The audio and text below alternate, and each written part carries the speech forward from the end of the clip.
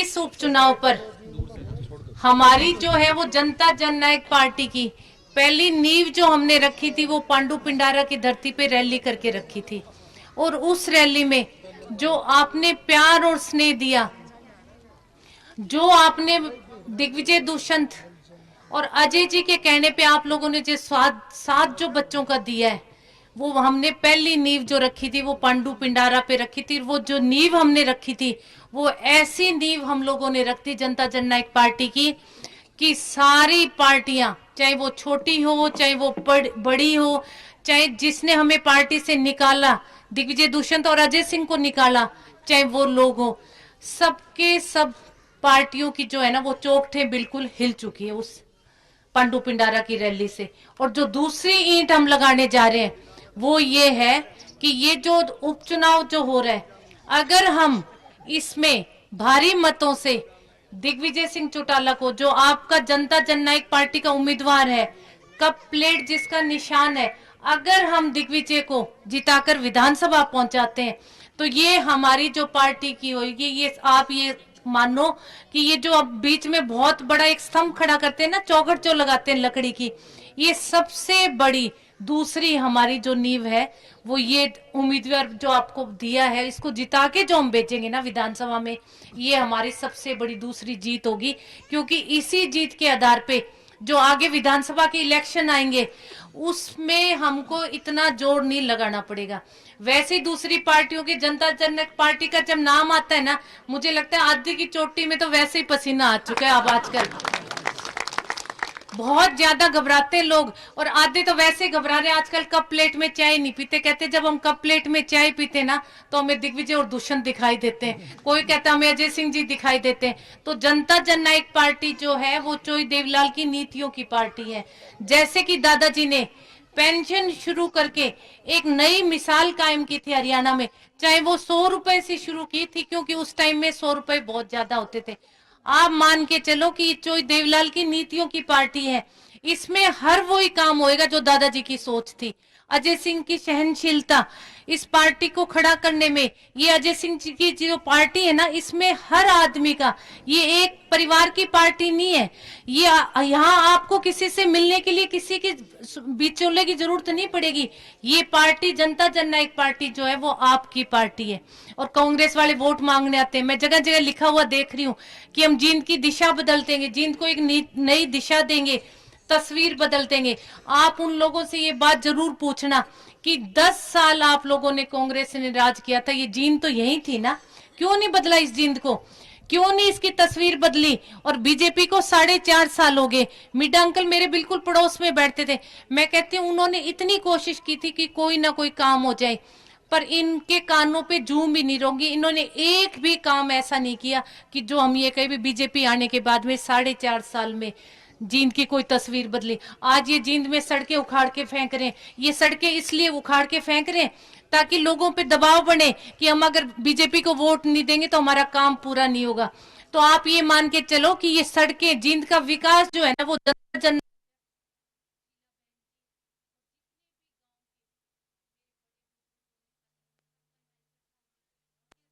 तो जींद में दलमलावा गांव में हरी चुनी चौपाल कार्यक्रम के तहत नैना चौटाला ने दिग्विजय के लिए समर्थन मांगा और उन्होंने कहा कि जीजेपी की आगे जो पार्टी है वो जब से हरियाणा बना है तब से लेके आज तक कभी भी इतनी दुर्गति नहीं हुई।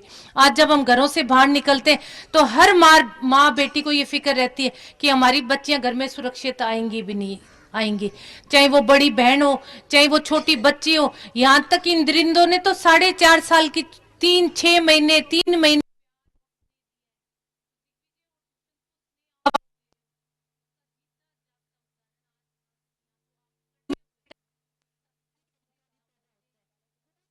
जहां वो जींद के दालमलावा गांव में दिग्विजय सिंह चौटाला के लिए समर्थन मांग रही हैं और उन्हें ये आश्वस्त कर रही हैं कि अगर दिग्विजय सिंह चौटाला विधानसभा पहुंचे तो उनके लिए एक गांव के लिए, जींद के लिए जो है वो एक अच्छा काम करेंगे।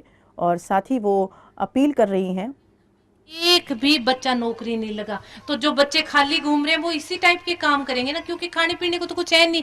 इसलिए आप यकीन, मैं आपको माता और बहनों को तो मैं जरूर यकीन दिला रही हूँ कि आप दिग्विजय को जिता के भेजो, क्योंकि उसने छात्र आंदोलन में भी सरकार को झुकाने का काम किया है। बच्चों के हकों की लड़ाई जो लड़ी है, वो छात्रों के इलेक्शंस की लड़ाई जो उसने लड़ी है, वो उसने सरकार को झुकाने का काम किया। तो आपके पास एक नौजवान उम्मीदवार है, उसको जिता के आप विधानसभा में भेजो। विधानसभा में जींद के कामों की जो मरोड़ी चढ़ाएगा ना सरकार के, वो दिग्विजय चढ़ाएगा। इसलिए आप दिग्विजय को भेजो। और दिग्विजय को भेजने के पीछे अपने पास यही है कि आगे आने वाला समय जो है वो अपने लिए और भी आसान हो जाएगा जब अपने विधानसभा का इलेक्शन होएगा। और विधानसभा का इलेक्शन दिग्विजय को एमएलए बनाने के बाद में अपने को आधा जोर आएगा, फिर अपना राज आएगा। और जब अपना राज आएगा ना, तो आप ये देखना कि जो ठाठ बाट और आपके जो रुके हुए काम है ना, वो जनता जननायक पार्टी का राज आने पे होंगे। जैसे हमारे बुजुर्गों की पेंशन, आज बुजुर्ग पेंशन के लिए दर दर की ठोकरें खा रहे हैं। कभी किसी की पेंशन नहीं आ रही, कभी पेंशन लेने के लिए बूढ़े माँ बाप वहां पहुंचते हैं। तो जो ये पेंशन 55 और 58 साल का की है, आपकी पेंशन जो है वो अधिकारी आपको घरों में दे के जाएंगे, किसी को घर से बाहर जाने की जरूरत नहीं पड़ेगी। और माता और बहनों के लिए मैं कहूंगी कि हो सकता है हमारे आगे वाले घोषणा पत्र में ये बातें ना हो, पर मैं एक महिला हूं, आपका दुख जो है वो मेरा खुद का दुख है। मुझे पता है एक महिलाओं को घर चलाने के लिए कितने पापड़ बेलने पड़ते हैं, तब तक वो महीने के खर्चा हमारे घरों से हाथ से निकलता निकलता बिल्कुल खत्म हो जाता है। तो आपके साथ अगर पुरुष और नौजवान बच्चों के साथ अजय जी और दिग्विजय दुष्यंत है, तो आप सबके साथ मैं हूं। आप लोगों के साथ राज आने पे आपके हर दुख दर्द की साझेदार मैं होंगी। मुझे पता है जब हमारी बेटियां पढ़ लिखे एमए बीए करके डॉक्टर कर करके आज वो घरों में बैठी है, उनको नौकरी नहीं मिल रही, तो सबसे ज्यादा पिता के साथ साथ माँ को भी उतनी तकलीफ होती है, क्योंकि सुबह तो स्कूल वो उसी को वो ही भेजती है ना। तो आपकी सुख और दुख की साझेदार मैं हूं।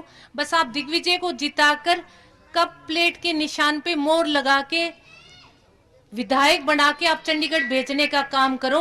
बाकी आने वाले इलेक्शनों में आप सरकार बनाओगे, आपका राजपाट होगा, और जो पीछे की सारी कसर है ना वो सारी हम लोग निकाल देंगे, आपको मैं वादा दिला के जा रही हूँ। तो जितने भी मेरे बड़े बुजुर्ग आए हुए हैं, मैं सबका बहुत बहुत धन्यवाद करूंगी। सब माता और बहनों का धन्यवाद करूंगी कि आपने काम का समय छोड़ के और आप लोग इकट्ठे हुए हैं, मेरी बातें सुनी। आप सबका बहुत बहुत धन्यवाद।